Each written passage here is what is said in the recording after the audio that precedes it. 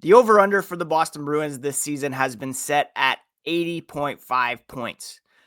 That could be seen as both totally fair, but also underestimating the black and gold.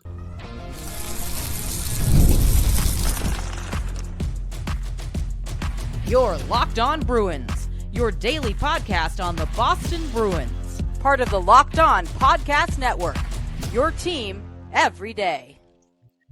What is up, Bruins fans, and welcome back to the Locked On Boston Bruins podcast. I'm your host, Ian McLaren, and this is a daily show where we discuss all things Spoked B.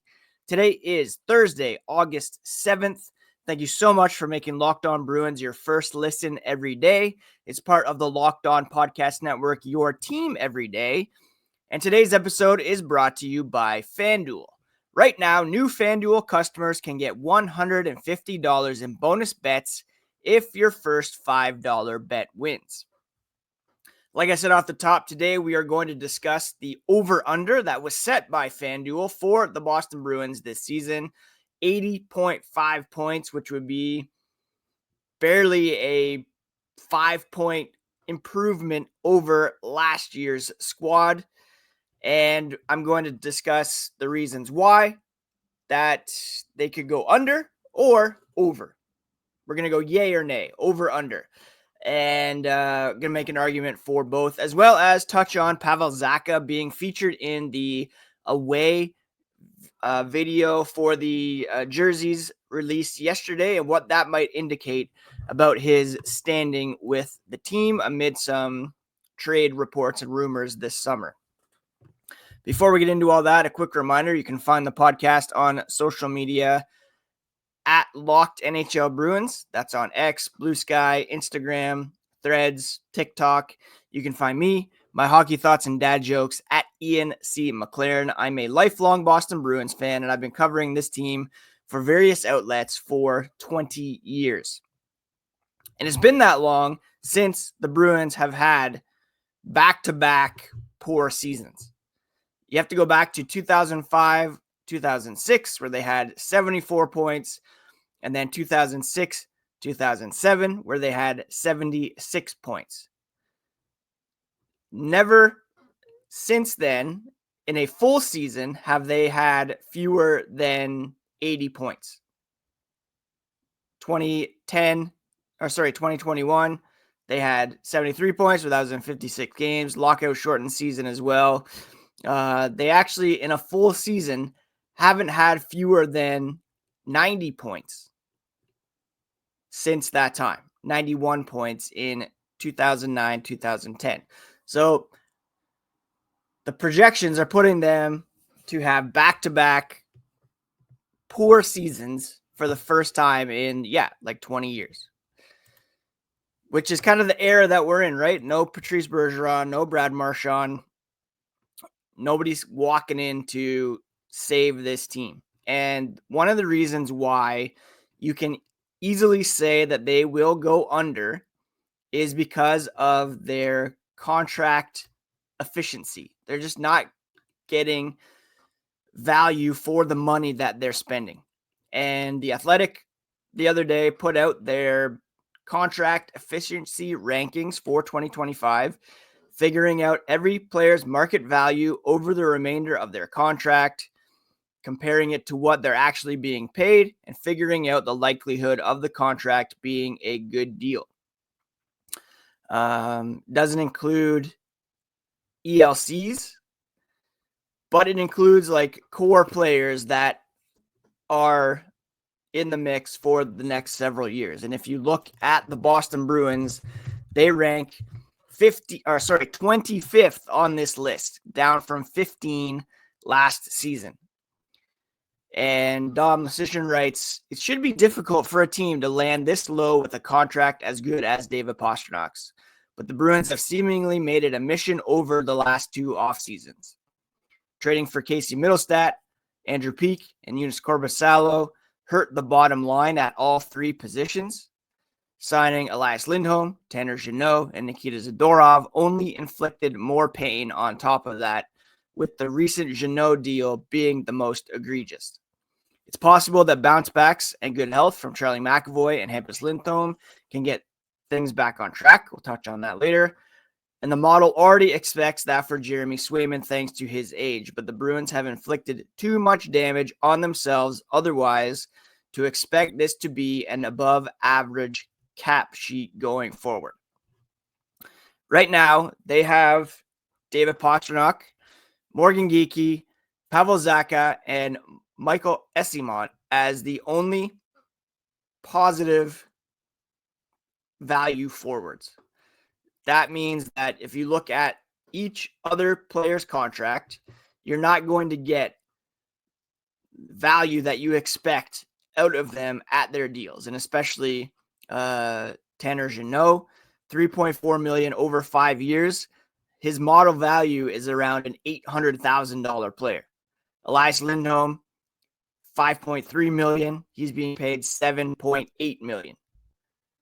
And that's the same for Sean Kuraly, Casey Mittelstadt, Mark Kaslick, John Beecher, Victor Arvidsson. Only Pastrnak, Geekie, Zacha, and Eyssimont are giving you positive value up front. Now, of course, this doesn't include ELCs, so perhaps Matt Poitras, Fraser Minton can come in and get some positive value up front, but it's not looking too good there for the Boston Bruins. They've had a bunch of money to spend over the last couple off seasons, and they used it to sign Elias Lindholm, who providing D grade value so far, according to The Athletic. And then you added a bunch of bottom six forwards like Jeannot, who's got D grade value, Sean Kuraly, C- grade value, Eyssimont B-, he's positive. I should add Arvidsson is about pretty much at even value, 49.3% positive value, so he could provide a boost. Then on the back end, you have Hampus Lindholm, Charlie McAvoy providing positive value, Henry Jokiharju basically at 50%, as is Mason Lohrei. His contract, $3.2 million over 2 years, slightly overvalued, but getting negative value out of Andrew Peeke and especially Nikita Zadorov, who is giving you 23.1% positive value, 25.1% from Andrew Peeke. In net, getting positive value from Jeremy Swayman, hopefully moving forward. Didn't last season, but not from Joonas Korpisalo, even at the $3 million that he's making with the 25% retained by the Bruins.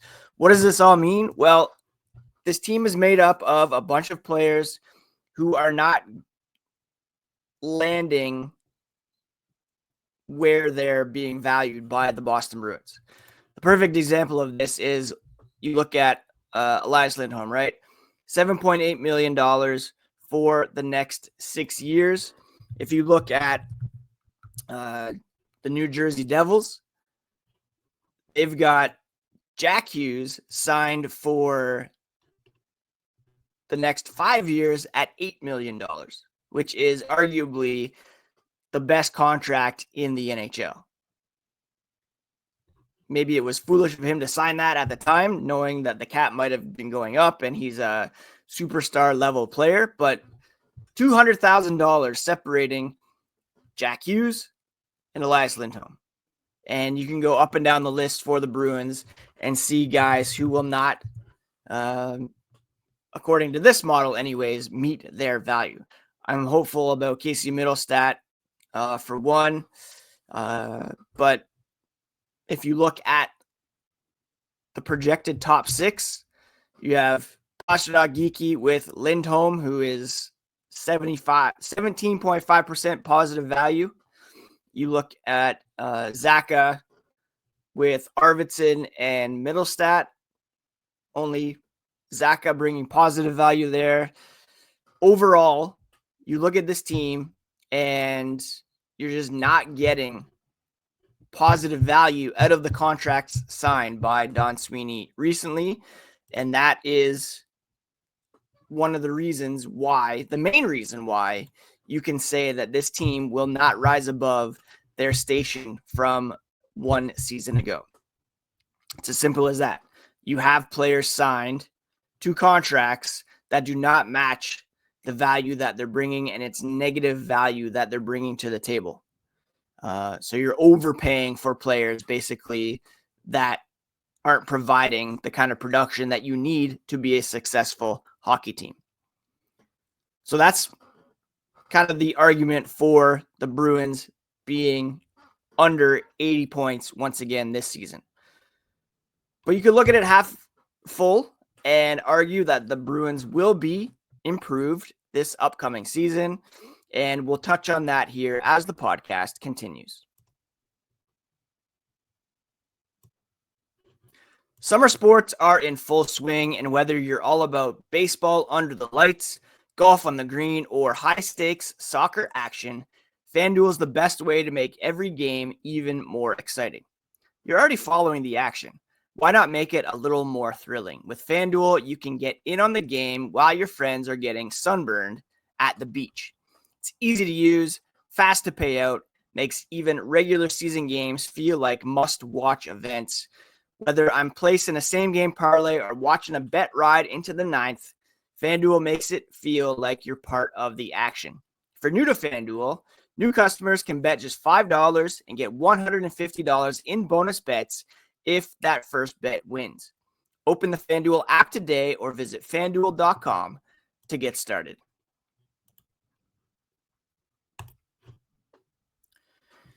I've made a clear argument for why the Bruins will be under 80 points once again this season, which may not be the worst thing in the world, seeing as Gavin McKenna will be on the table as the number one draft pick. But it all comes down to contract value, and the Bruins have Elias Lindholm, Nikita Zadorov, Casey Middlestat, guys that they're going to rely upon in key roles who perhaps aren't going to bring full value for the contracts that they have signed or are signed to in Middlestat's case.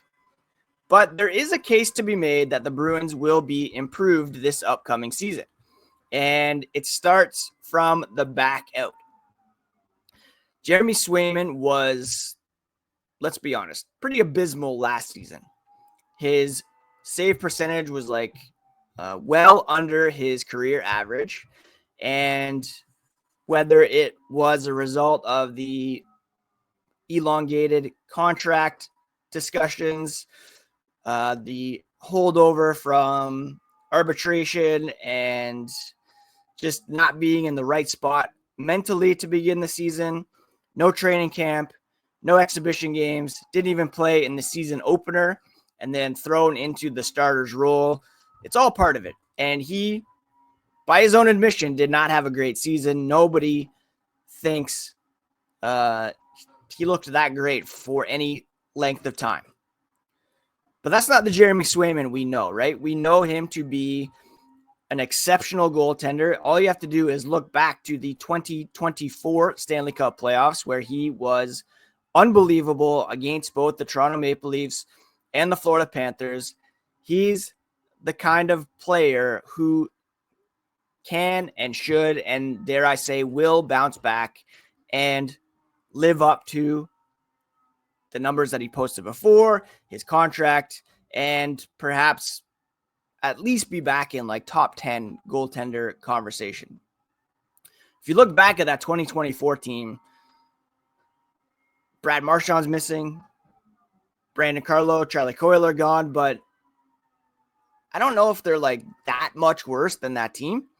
They had significant contributions from Zacha and Coyle at career years, but you still have some guys on this roster that, if you look at Lindholm and Middlestat, well, we're getting ahead of ourselves. Let's start with the goaltending, then move to defense. And The Athletic mentioned it right in their article. Last season, the Bruins were without Hampus Lindholm for the majority of the season. Charlie McAvoy for a good chunk of things following the Four Nations face-off. You take your top two defensemen off any team in the NHL, and you're going to struggle. It's as simple as that. And not only do these guys play a prominent role in their own zones, locking things down, zone exits, protecting the goaltender, being smart with the puck, but they play significant roles offensively as well. Charlie McAvoy, quarterback in a power play. Hampus Lindholm was getting an opportunity in that spot prior to his injury with the power play sputtering a little bit. If you're having Mason Lohrei carry the majority of your minutes on any given night in his first full NHL season, I mean, you're going to struggle. And that's just the reality for the Bruins last season. With those two guys healthy, you are going to get more support for Jeremy Swayman, and it will allow him to excel in net once again. So having those two defensemen back should help the goaltending, and Swayman just being better. You can't get much worse than he was last season. That will kind of ease the pressure off the defense as well, to have to lock down every elite player who enters the zone. So those are two huge reasons why the Bruins should be at least 5 points better than they were last season. And that's all they need to do to get over the over-under hump. You add to that the presence of David Pastrnak, who is one of the best players in the NHL, making $11.3 million for the next 6 years. And the model for the Athletic values him at $14.1 million, which is more than Leon Draisaitl is making as the top paid player in the NHL this season.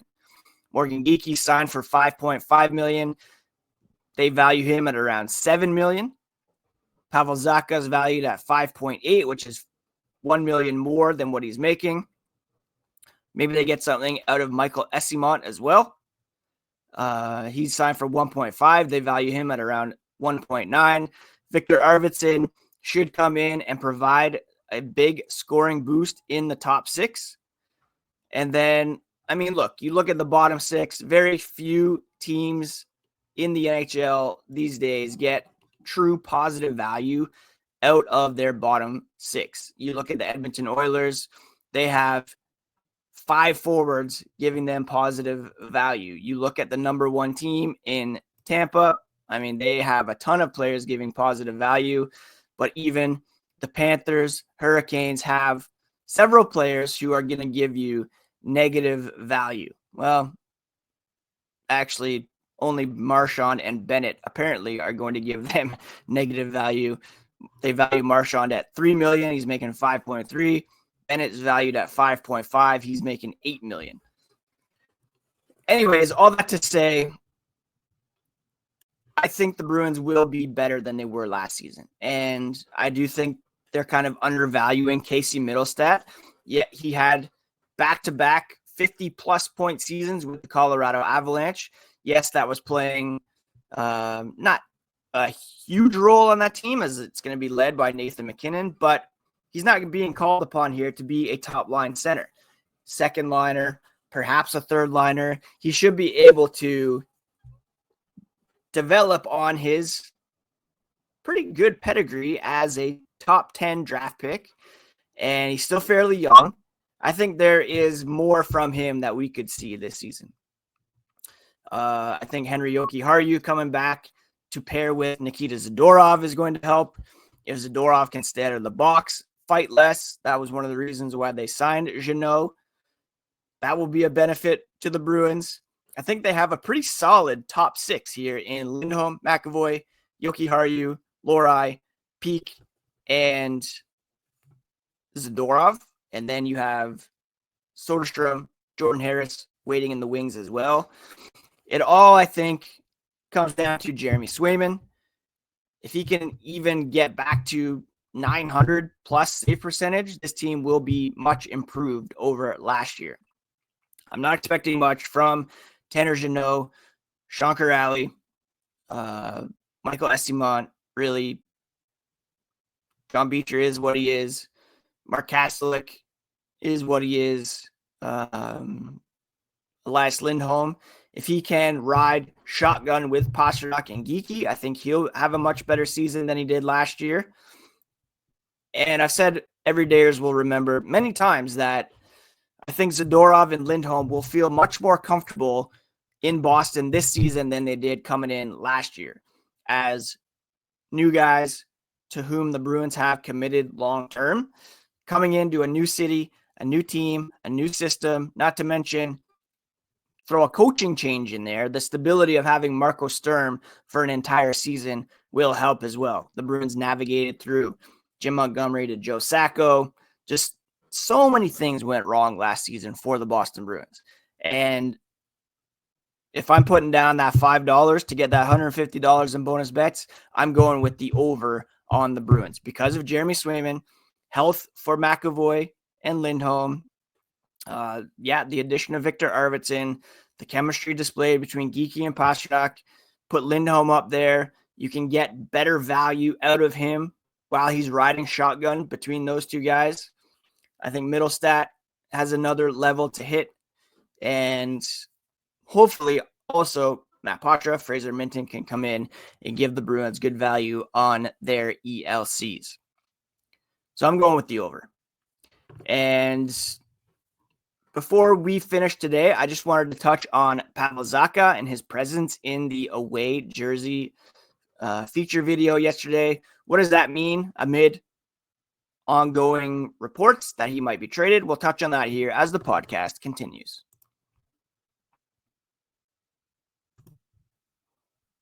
As recently as a couple weeks ago, the Bruins were still mulling the possibility of trading forward Pavel Zacha.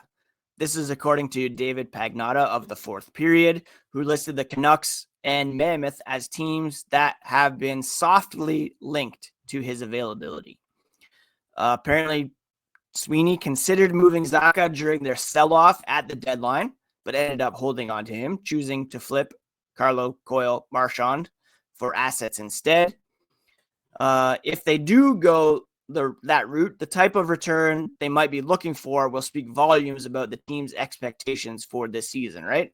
They're already light on offensive firepower. Pastrnak, Geeky, Arvidsson, hopefully Middlestat and Lindholm. But trading Zacha, whose offensive production did take a step back this past season, a lot of people did. He had back-to-back seasons of 20 goals and 50 points, but only 14 and 47 in all 82 games this past season, while riding shotgun with Geeky and Pastrnak for most of the season. He's averaged 54 points per 82 games over his 3 years in Boston. Such a great trade to get him for Eric Holla, by the way. Hasn't been a huge amount of year-to-year variation. Trade value probably won't go much higher than it is now, with 2 full years left under a contract at a pretty reasonable price tag. Now, again, I urge you always to consider the source when we discuss these kind of things. No major hockey insiders necessarily jumping on this, but it's worth noting that yesterday the Bruins dropped a social media video that showed off the new Bruins road uniforms.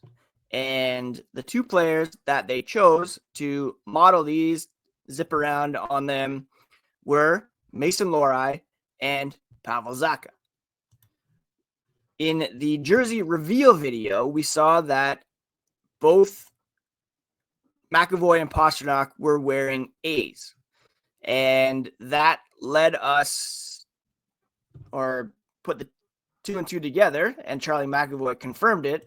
It looks as though they're going to go with 2 assistants to begin the season instead of 1 captain. So that video was revelatory.